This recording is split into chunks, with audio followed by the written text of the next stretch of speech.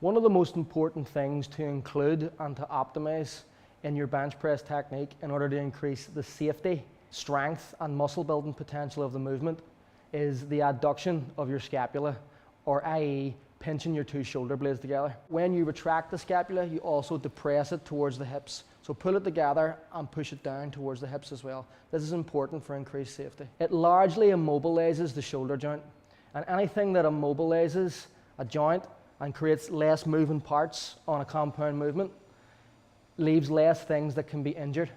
How does it make it stronger? Well, it shortens the stroke distance, and therefore you're able to lift more weight because you're not lifting it over as long a stroke, if you will. The wrap's not as long as what it would be otherwise.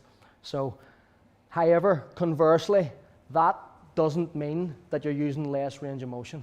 It actually means that you're using a greater range of motion, which sounds paradoxical, but let me explain. If I put my hands on Paul's shoulders, then I adduct my shoulder blades together, you can automatically see that I've cut off several inches of range of motion. But at the same time, you'll notice that when I do so, I pre-stretch the pecs, and as I bring the imaginary bar down to my chest, you can automatically see the extra stretch and the extra range of motion that the pecs are working through versus a flat chest where it's predominantly anterior deltoids.